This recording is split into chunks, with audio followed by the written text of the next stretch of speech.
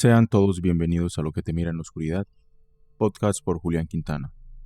El día de hoy traigo un capítulo que hace un tiempo ya tenía ganas de sacarlo, tenía ganas de hablar de él. La verdad es que muy emocionado porque si bien el primer episodio de Los Vigilantes no tiene nada que ver con ese capítulo de Vigilantes 2.0, la razón principal es porque en ese capítulo voy un poquito más allá y traigo como tal los relatos del propio libro de Enoch, el libro apócrifo, y que tenía muchas ganas de traerlo a este podcast. Primero por el valor narrativo, eh, no es muy diferente a los demás libros de la Biblia, pero sí es muy revelador, porque muchos libros de la Biblia, incluido el Génesis, trata muchas cosas, por así decirlo, como por encimita, mientras que el libro de Enoch no solamente habla mucho más a profundidad y a detalle, sino que nos muestra muchas cosas que en el libro de Génesis de alguna manera se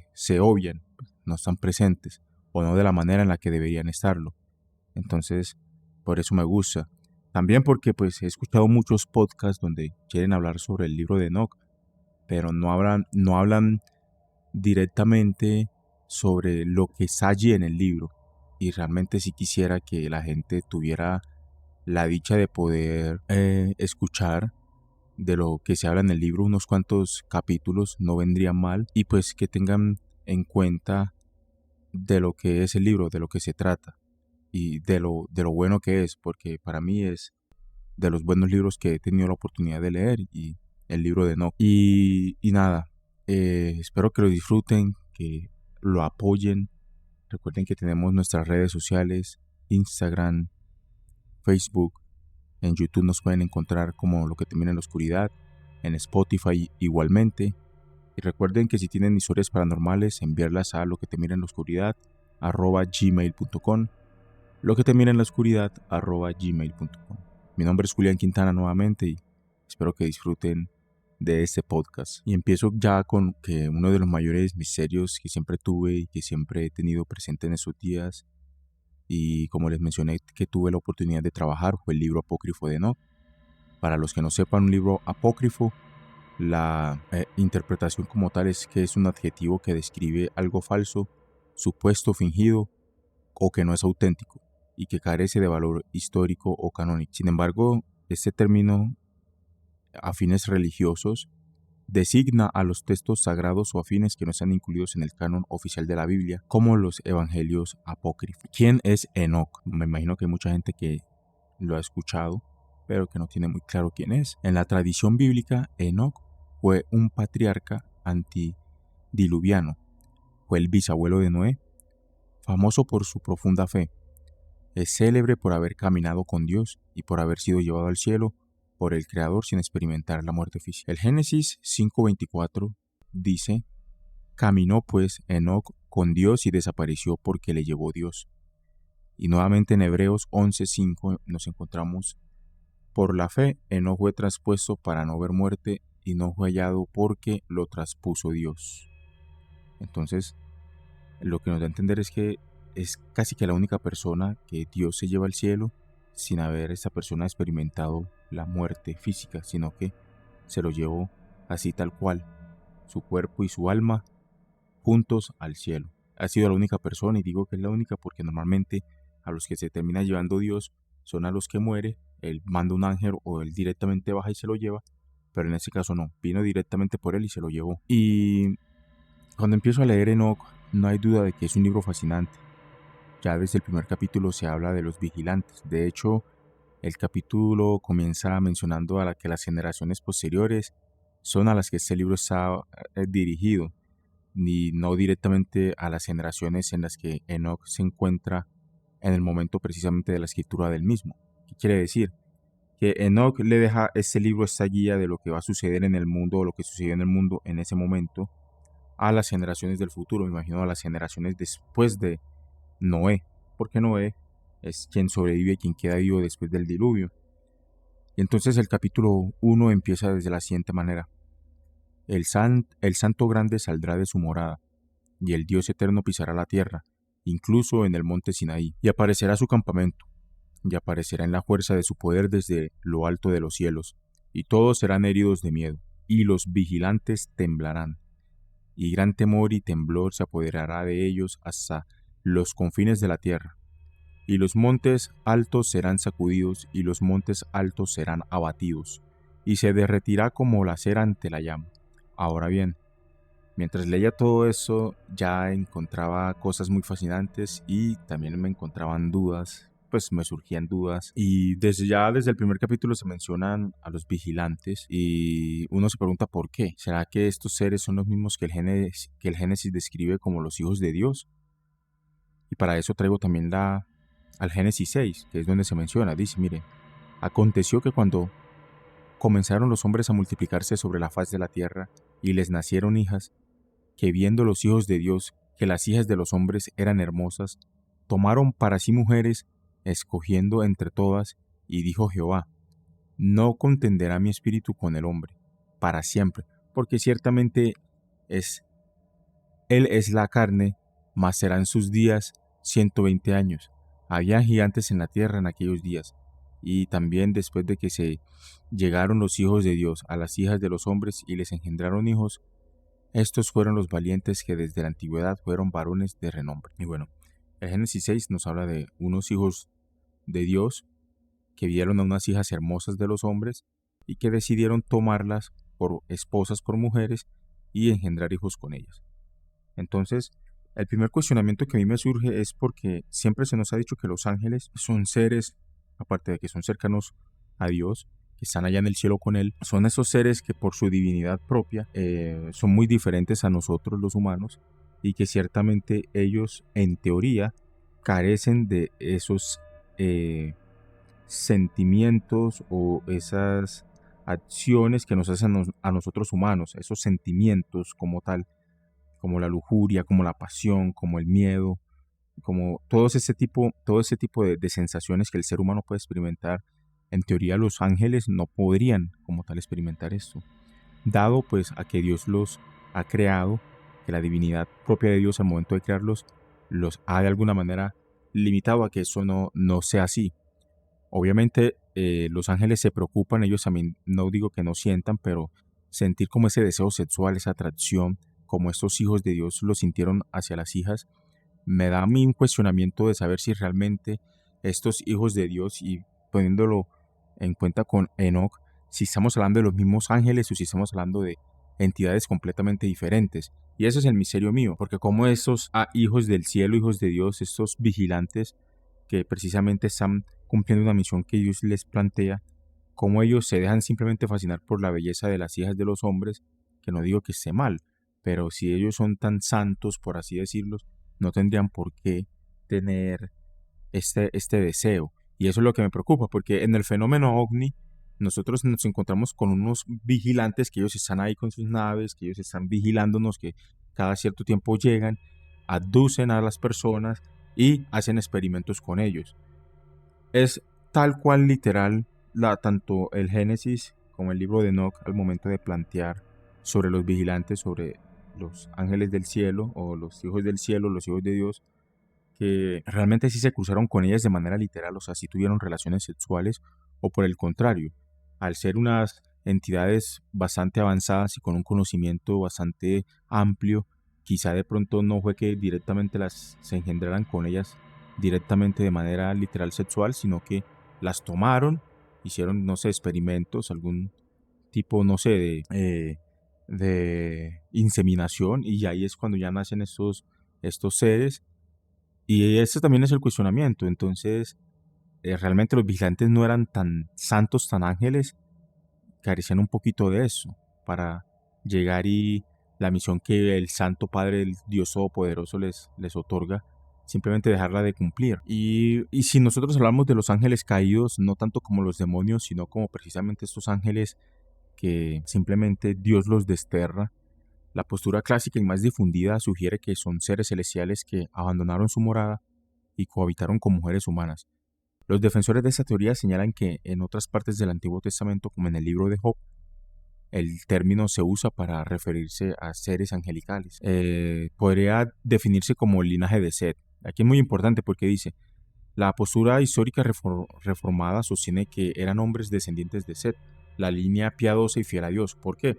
Recordarán ustedes que el linaje de Caín se consideraba corrupto y rebelde, y fueron esos los que precisamente empezaron a tener hijos que directamente eran mujeres hermosas, y directamente pues estos hijos, este linaje de Set, estos hijos de la línea piadosa y fiel de Dios, se mezclaron con esas hijas de los hombres, y eso fue lo que no le terminó agradando a Dios.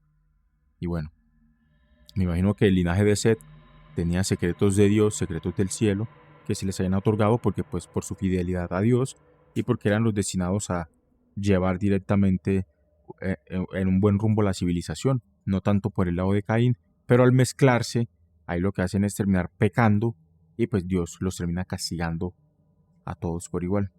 También se hace una mención a los reyes o gobernantes tiránicos. La corriente sugiere que eran gobernantes humanos poderosos y muy déspotas de la antigüedad, que practicaban la poligamia y tomando por la fuerza a las mujeres que deseaban.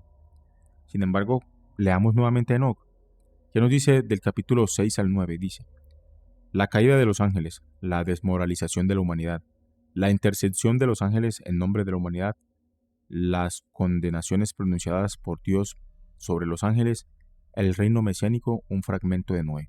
Así tal cual es el nombre o título de lo que es el capítulo del 6 al 9. El capítulo 6 dice textual tal cual: y sucedió que cuando los hijos de los hombres se multiplicaron, en aquellos días les nacieron hijas hermosas, y los ángeles, los hijos del cielo, las vieron y las desearon, y se dijeron unos a otros: venid, escojamos a esposas de entre los hijos de los hombres, y engendremos hijos. Y aquí viene el primer sujeto interesante, dice: y Senhasá, que era su líder, les dijo: me temo que en verdad no aceptaréis hacer este acto, y yo solo tendré que pagar la pena de un gran pecado. Y todos le respondieron y dijeron: hagamos todos un juramento, y comprometámonos todos por imprecaciones mutuas a no abandonar este plan, sino hacer esta cosa. Entonces todos juraron, y todos se obligaron por imprecaciones mutuas sobre ello. Y fueron en total 200 quienes descendieron en los días de Yahvé en la cumbre del monte Hermón. Y lo llamaron monte Hermón porque habían jurado y se habían comprometido por imprecaciones mutuas sobre él. Y estos son los nombres de sus líderes: Semiasás, su líder; Araquiva, Ramel, Cocabiel, Tamiel, Ramiel, Danel, Excel, Barakihal, Asaas, Bajel, Sadman. Creo que de hecho se podría hablar incluso de un capítulo sobre esos vigilantes, sus nombres, y bueno, más adelante hablaremos sobre qué fue el rol importante que ellos hicieron al momento de bajar y mezclarse con las humanas, pero no está de mal también dedicarle un capitulito a estos vigilantes. Y todos los demás justamente con ellos tomaron para sí esposas, y cada uno escogió para sí una, y comenzaron a entrar con ellas y a contaminarse con ellas, y les enseñaron encantos y encantamientos y el corte de raíces, y les hizo familiarizarse con las plantas, y quedaron embarazadas, y dieron a luz gigantes, cuya altura era de 3000 els. Els con doble LS. Encontré en Google una medida inglesa que pues se usaba anteriormente y que podría darnos como tal a una idea. Un el en esa medida inglesa es equivalente a 1.143 metros, lo que si lo ponemos en regla, 3000 els equivaldría a 3429 metros. 3429 metros sería un equivalente casi de 3.5 kilómetros aproximadamente. Entonces nos haríamos una idea de que si esta medida fuera realmente la usada en aquella época, no lo sabremos.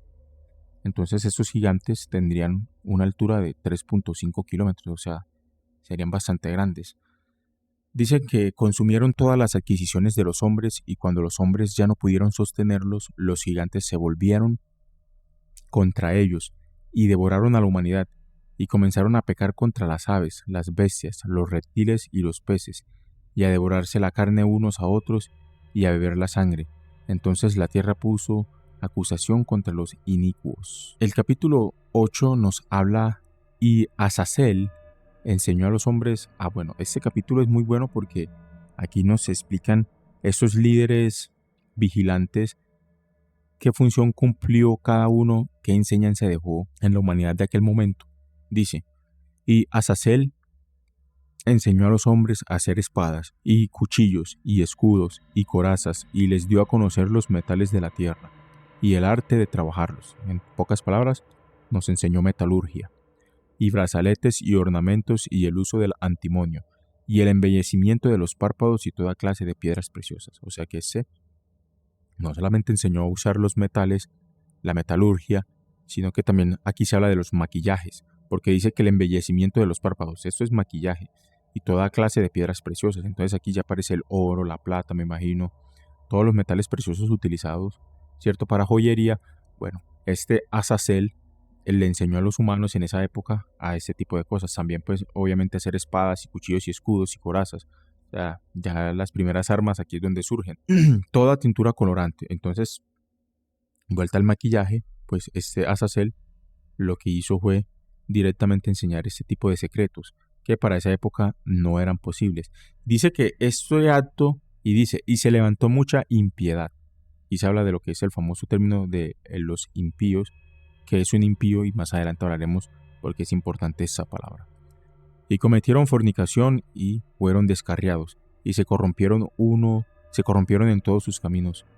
Senjasa enseñó encantamientos, cortes de raíces, Armaros la resolución de encantamientos.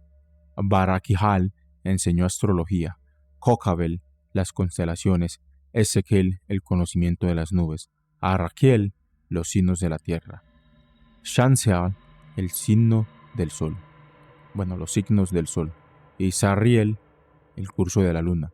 Y como los hombres perecieron, clamaron, y su labor subió al cielo. Bueno, aquí el poder absoluto que esta gente le enseña a los seres humanos es el conocimiento. El conocimiento en pro a qué. Y qué hizo ese conocimiento porque fue tan mal visto. Entonces, si nos retornamos también al Génesis, cuando Dios crea a los seres humanos, que crea todo, el jardín del Edén, ahí está Adán y Eva. Recordemos que en el centro del Edén había un árbol que tenía un fruto, que es el famoso fruto prohibido, que directamente no era más que otra cosa que el conocimiento del bien y el mal. ¿Por qué es importante?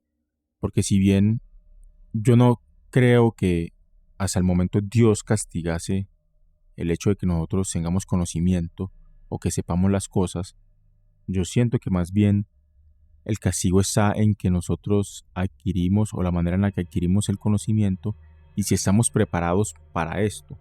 Porque miren que estos vigilantes se juntan con esas mujeres que son hermosas y les enseñan a hacer a los humanos, a sus descendientes, espadas, cuchillos. O sea que me imagino que para esa época nosotros éramos inocentes de este tipo de cosas. Nuestra realidad era completamente diferente.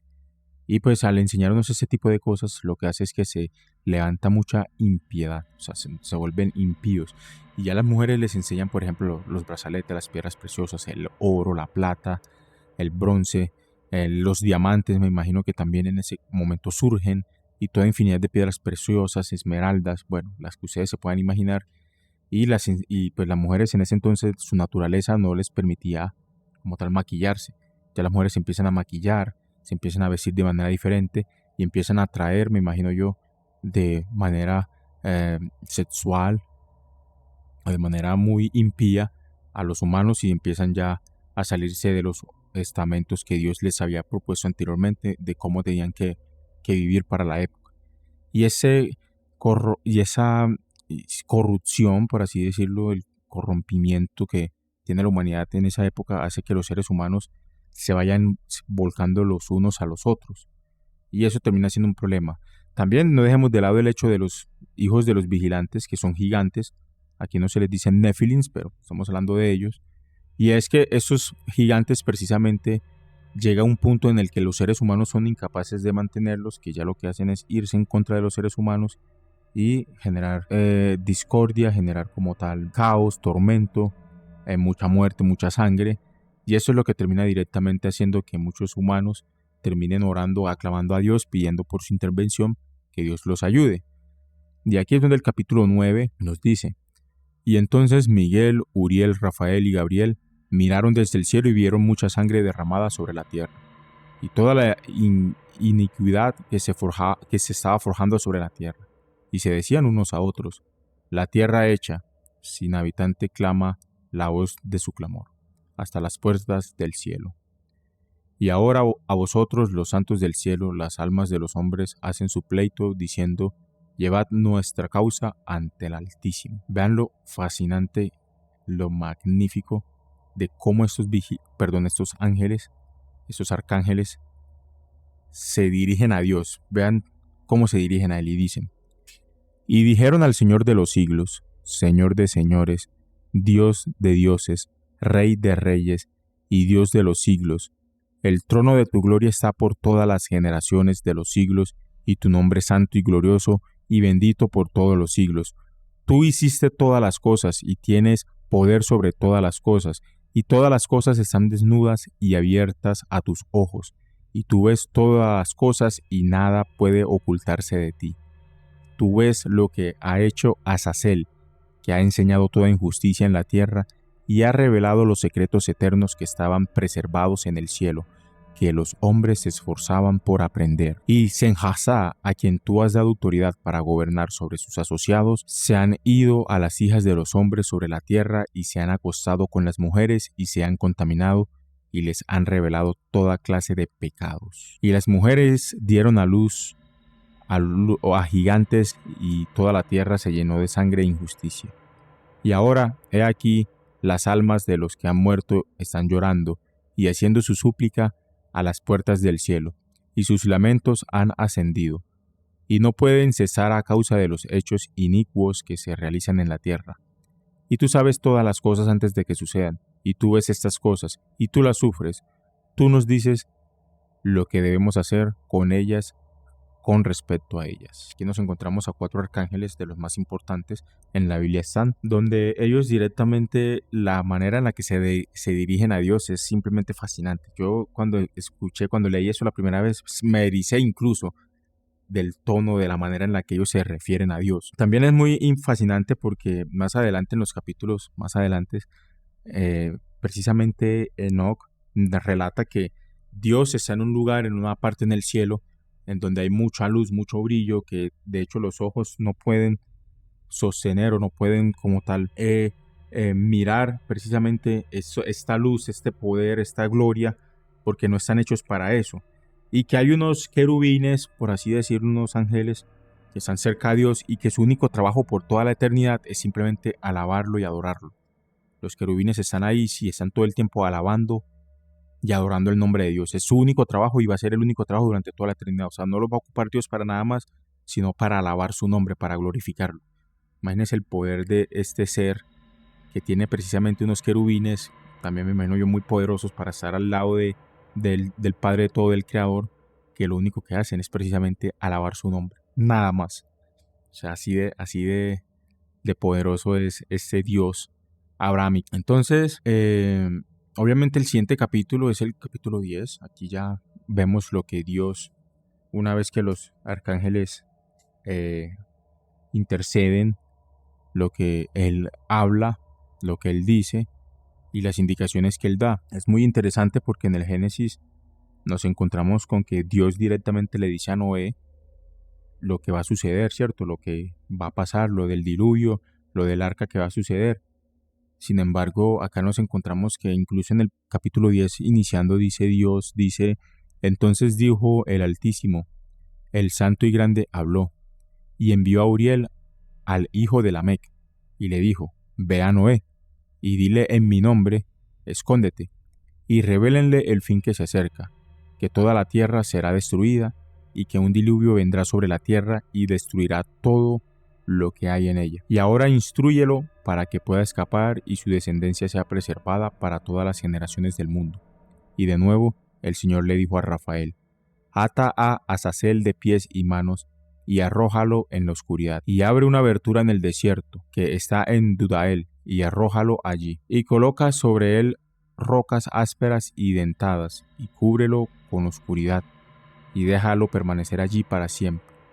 Cubre su rostro para que no vea la luz, y en el día del gran juicio será arrojado al fuego. Y sanad la tierra que los ángeles han corrompido, y proclamad la sanidad de la tierra, para que sanen la plaga, y que todos los hijos de los hombres no perezcan a causa de todas las cosas secretas que los vigilantes han revelado y han enseñado a sus hijos. Y toda la tierra ha sido corrompida a través de las obras que fueron enseñadas por Azazel. A él atribuí todo pecado. Y, Gabriel, dijo el Señor, procede contra los bastardos y los reprobos, y contra los hijos de fornicación, y destruye a los hijos de fornicación y a los hijos de los vigilantes de entre los hombres, y haz que salgan, envíalos uno contra el otro, para que se destruyan unos a otros en la batalla, porque largura de días no tendrán, y ninguna petición que ellos, es decir, sus padres, te hagan, será concedida a sus padres en su nombre, porque esperan vivir una vida eterna, y que cada uno de ellos vivirá 500 años. Voy a hacer una pausa. Entonces Dios, una vez escuchado como tal la intercesión de los ángeles, al primero, que es Uriel, lo manda pues con el hijo de Lamec, que es nada más y nada menos que Noé, y pues le dice pues que lo que va a pasar, lo que va a suceder, lo va a instruir sobre obviamente lo del arca y todo el cuento. Y tengamos presente que en el Génesis dice literal tal cual que Dios habla con Noé, se le revela, se le revela pues lo que va a suceder con el mundo y cómo él va a afrontar como tal este juicio final, ese diluvio. Pero el libro de Enoch nos está diciendo lo contrario, de que Dios manda a un enviado, pues en este caso Uriel, a que haga eso. Nos explica, por ejemplo, qué es lo que él hace con uno de los vigilantes, con Azazel, que es cuando manda a Rafael, ese arcángel poderoso, para que lo ate y lo arroje a la oscuridad. En medio del desierto se abre como tal una apertura donde lo van a meter, donde lo van a arrojar y pues donde va a permanecer hasta el día del juicio, ¿cierto? Y que al final pues lo que van a hacer es que todo pecado que suceda en la tierra se le va a atribuir a él. Él va a ser el culpable de absolutamente todo y que al final lo van a meter al fuego, lo van a mandar al fuego. A Gabriel, la misión principal de Gabriel es que los hijos de estos vigilantes con los humanos, estos Nephilims, estos gigantes, la misión de Gabriel es básicamente ir y exterminar a todos estos bastardos, por así decirlo. También a los otros hijos de fornicación, que quieren decir que si las personas cometen adulterio, no estaban casadas y bueno, en ese momento de la Biblia creo que estaba muy mal visto el hecho de que usted se juntara con una mujer de manera libre, sin estar casados. Ya eso se le conocía como fornicación y eso estaba muy mal visto por Dios en ese momento.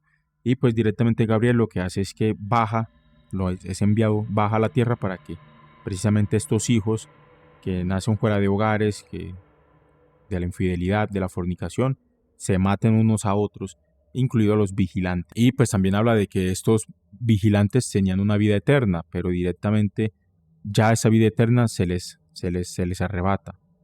Y les pone una vida de 500 años a estos vigilantes, por lo que dice aquí. Y pues que sus hijos van a morir. Incluso si los vigilantes son advertidos de que si ellos intentan interceder o intentan ir ante Dios a suplicar, a dar sus plegarias, Dios no los va a escuchar y que ya su suerte está echada. Es básicamente lo que nos dice este capítulo. Entonces dice, y el Señor dijo a Miguel, que este es el arcángel para mí el más poderoso, el más diablo de todos, el mejor, el puto amo, dice, y el Señor dijo a Miguel, ve ata a Senjasá. Senjasá, recuerden que es como el líder de todos los vigilantes, es como el por así decirlo, el más importante. Y vean que esa misión se la entregan para mí al arcángel más importante de todos, el dios de la guerra prácticamente, que es Miguel. Le dice, ve ata a Senjasá y sus asociados que se han unido con mujeres para haberse contaminado con ellas en toda su inmundicia. Y cuando sus hijos se hayan matado unos a otros y hayan visto la destrucción de sus amados, átalos por 70 generaciones en los valles de la tierra, hasta el día del juicio y de su consumación. Hasta el juicio que es por los siglos de los siglos se consuman.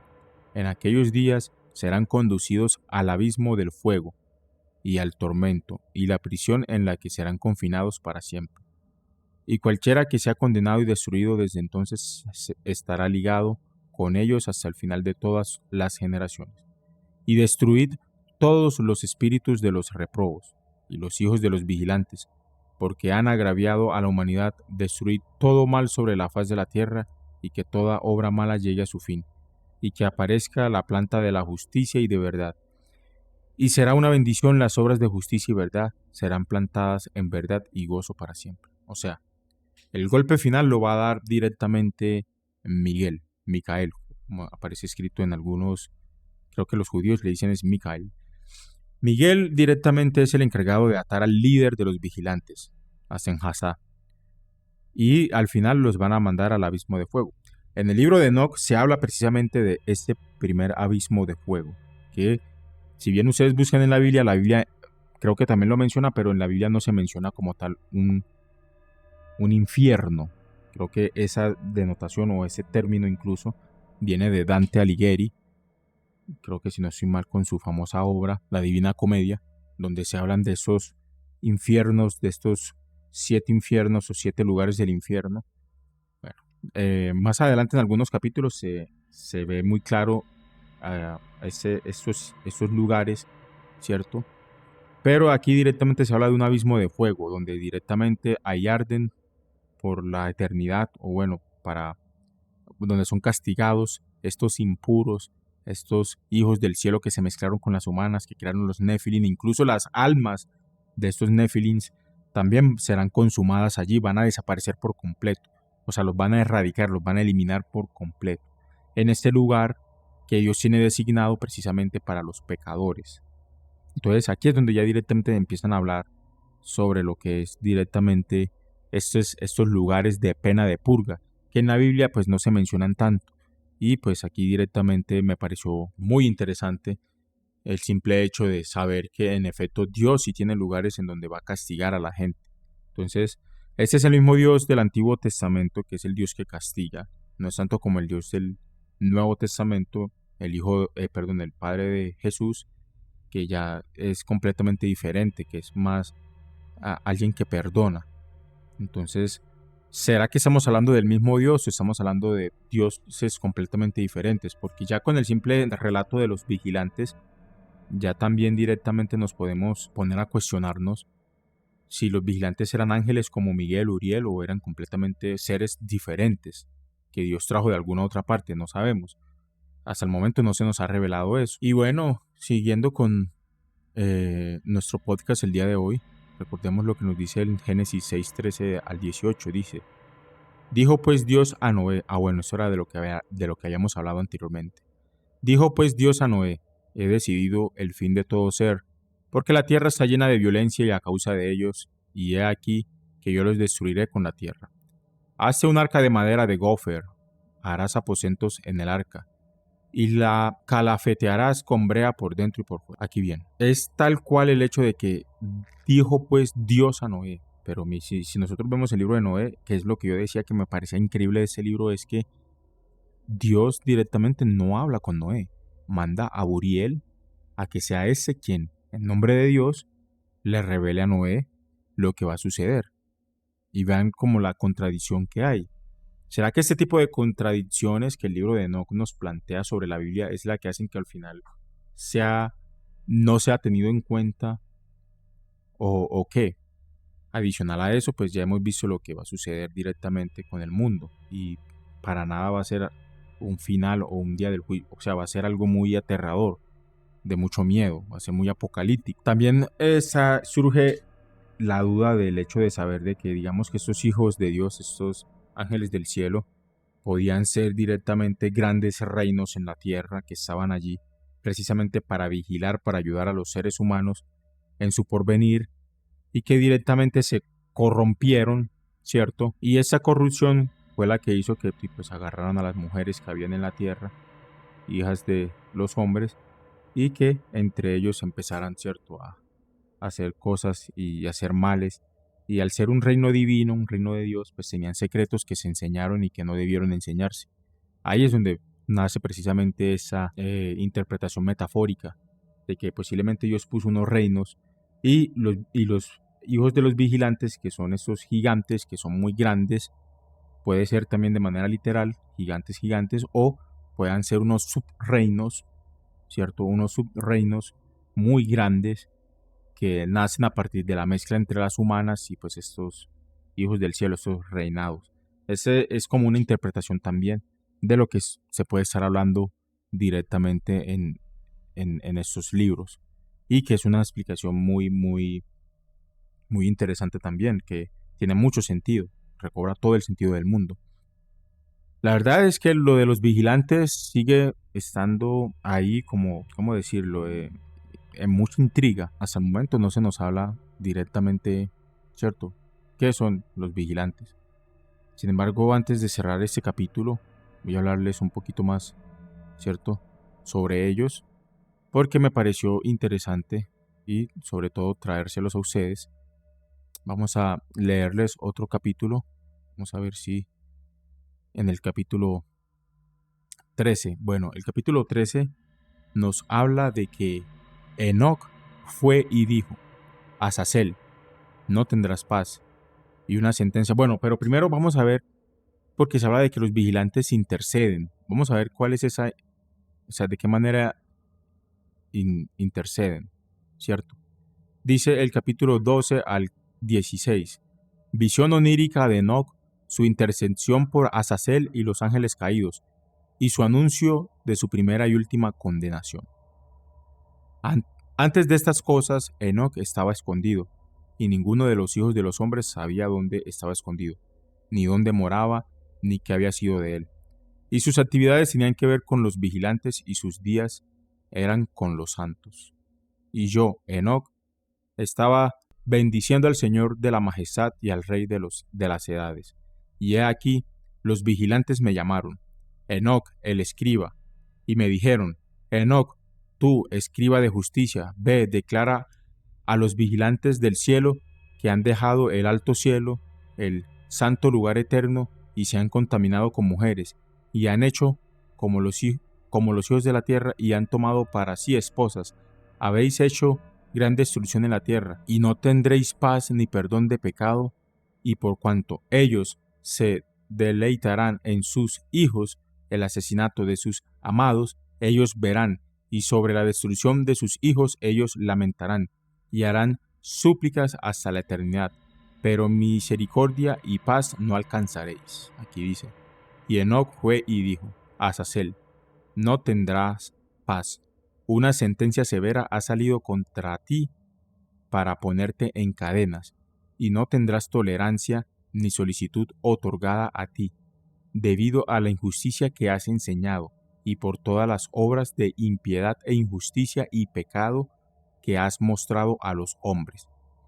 Entonces fui y les hablé a todos juntos, y todos tenían miedo, y el miedo y el temblor se apoderaron de ellos, y me rogaron que les hiciera una petición para que se pudiera encontrar el perdón, y que leyera su petición en la presencia del Señor del cielo, porque desde entonces no pudieron hablar con él, ni alzar sus ojos al cielo, por la vergüenza de sus pecados por los cuales habían sido condenados. Luego escribí su petición y la oración con respecto a sus espíritus y sus obras individualmente, y con respecto a sus peticiones de que deberían tener perdón y largura de días. Y fui y me senté junto a las aguas de Dan, en la tierra de Dan, al sur del este de Hermón. Leí su petición hasta que me quedé dormido, y he aquí, vino a mí en sueño y cayeron sobre mí visiones, y vi visiones de castigo. Y vino una voz mandándome que le dijera a los hijos del cielo, los reprendiera. Y cuando desperté, vine a ellos y estaban sentados juntos llorando en Abel-Jail, y que esto está entre el Líbano y Cenecer, con sus rostros cubiertos. Y conté delante de ellos todas las visiones que había visto en sueños, y comencé a hablar las palabras de justicia y a reprender a los vigilantes celestiales. Entonces, este capítulo es súper bueno. ¿Por qué? Porque ya sabemos que los vigilantes sí se arrepintieron del mal que habían hecho y eran conscientes de ese mal, y estaban claros de que lo que ellos habían hecho era una completa burrada. Lo que hacen es ir donde el hombre más santo que es Enoc en ese momento, le da como tal unas peticiones para que se lean ante Dios. Noé hace las peticiones y él nos nombra el lugar en el que él directamente va y hace esas peticiones, se queda dormido y en sus sueños él ve las visiones de todo lo que les va a pasar a ellos. Que más adelante, si ustedes quieren, podemos hacer un capítulo hablando de ese recorrido que él hace, de esas visiones, de esos sueños que en realidad da mucho miedo, porque son los arcángeles, creo que si no estoy mal, Uriel, el que le muestra todo lo que va a pasarle a estos vigilantes. Y pues ya lo que pasa es que en ese capítulo lo que hace Enoch es que él va y les dice como que muchachos, déjenme decirles que así hagan lo que hagan, ustedes llórenlo, pailander, ustedes se van, espero. No, es que mejor dicho, no, es que ni para qué les digo. Y nos dice de este lugar a Belzhail, que es un lugar que según Enoch está entre el Líbano y Cenecer. O sea que él nos da una ubicación incluso en el mundo actual donde pudiéramos buscar ese lugar en donde él se reúne con los vigilantes a darles como tal, a reprenderlos y a darles el mensaje de las visiones que Dios le muestra a él mediante los arcángeles. Entonces yo me cuestiono el hecho de saber que nosotros, según Enoch, nos da a entender de que es que los sueños, el lugar de los sueños, no es directamente un lugar o como se tenía como ese mundo onírico, sino que es más bien es como un canal de comunicación. O sea, nosotros cuando dormimos, básicamente somos como una especie de televisor. Y esos sueños que nosotros a veces tenemos que no tienen sentido de absolutamente nada, son infomerciales. Pónganse a pensar, los infomerciales precisamente son cosas que uno dice como que esto sobra, esto ¿para qué? O sea, si esto lo quitan de la televisión, pues no pasa nada. O sea, eso es una burrada, es una bobada. Después de los infomerciales ya vienen los programas que a uno le gustan. Y así pasan en los sueños. No todos los sueños son precisamente sueños que te muestran o te dicen algo. Son más bien como infomerciales, como cosas que no tienen sentido, como cosas aburridoras. Y ya luego si vienen esas visiones, esos sueños que sí son raros, que uno dice, pero ¿qué pasa aquí más allá?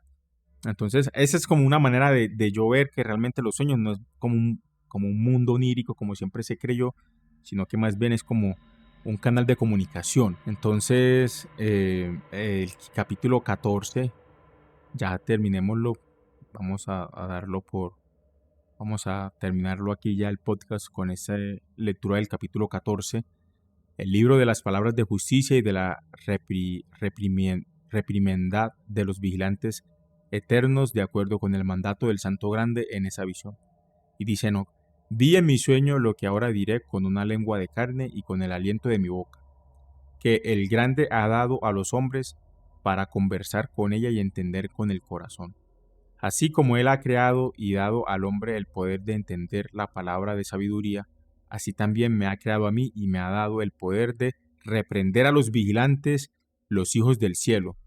Escribí tu petición, y en mi visión apareció así, que tu petición no te será concedida durante todos los días de la eternidad, y que finalmente se te ha dictado sentencia. Sí, tu petición será, no se os concederá.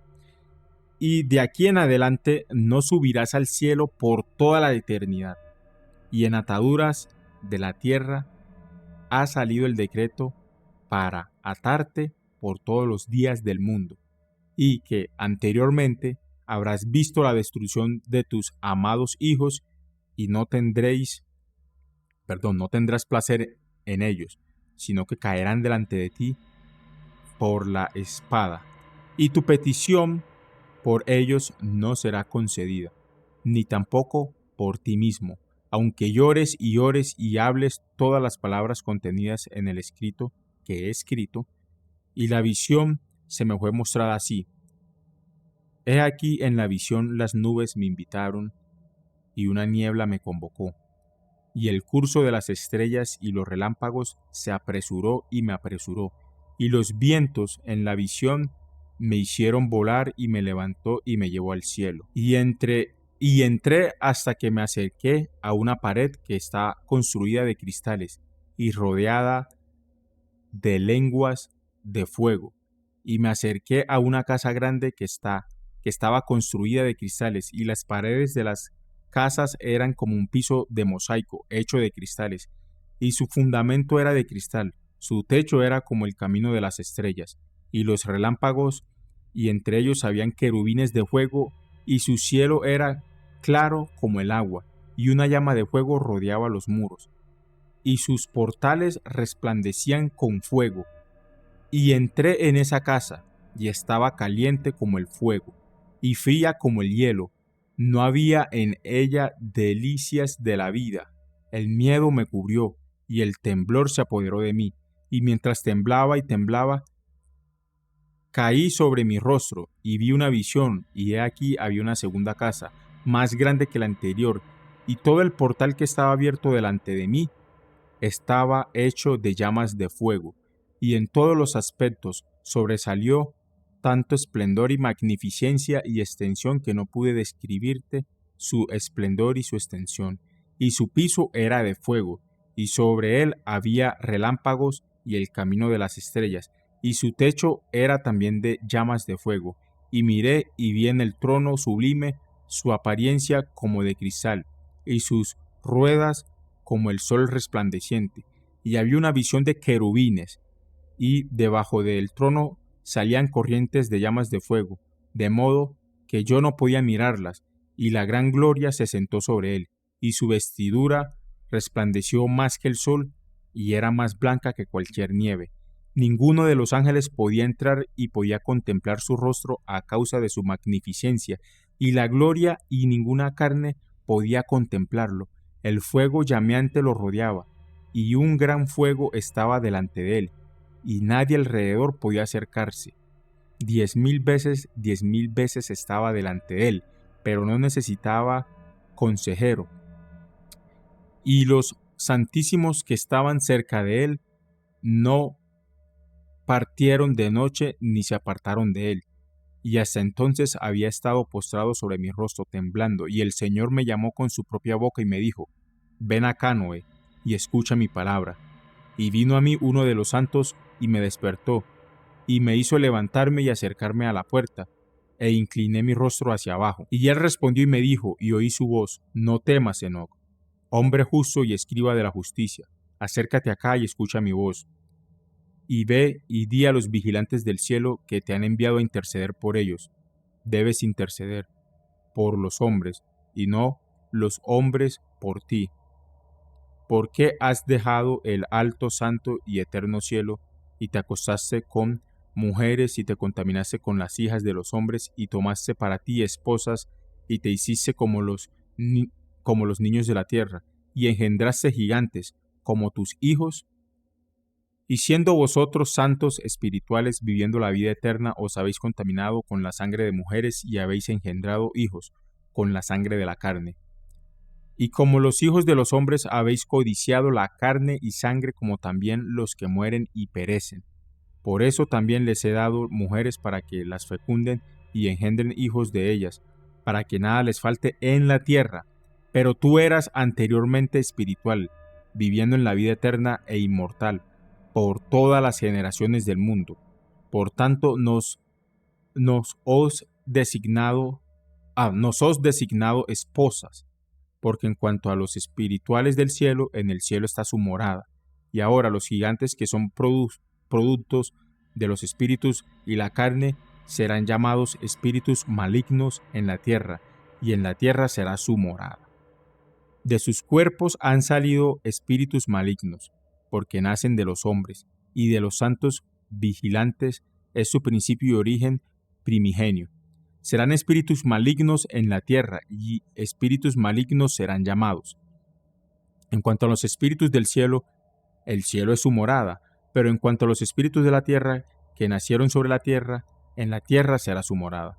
Y los espíritus de los gigantes afligen, oprimen, destruyen, atacan, pelean y hacen destrucción en la tierra y causan problemas. No comen, pero sin embargo tienen hambre y sed, y causan tropiezos. Y estos espíritus se levantarán contra los hijos de los hombres y contra las mujeres, porque de ellos procedieron. Entonces, vamos a finalizar aquí nuestro relato, nuestro podcast, ¿cierto? Y vean lo fascinante que es. Primero, el hecho de que Enoc narra que se queda dormido y entonces los cielos, las nubes, lo invitan a que él suba y vaya hasta donde está una casa que está hecha de cristal, que él la define. Él habla de la magnificencia, el poder absoluto de Dios, que ni siquiera los santos del cielo, o sea, los arcángeles eran, o sea, se podían acercar. Solamente se acercaban si Dios lo permitía, como lo hizo con Enoc, y le dijo: escucha mi voz, mi palabra, lo que te voy a decir referente a tu intercepción por los vigilantes. Entonces ahí pues ya conocen el resto del relato. Y a eso era lo que yo me refería con lo del libro de Enoc, que se habla mucho de este libro, pero no se mencionan ese tipo de cosas, que realmente es lo fascinante.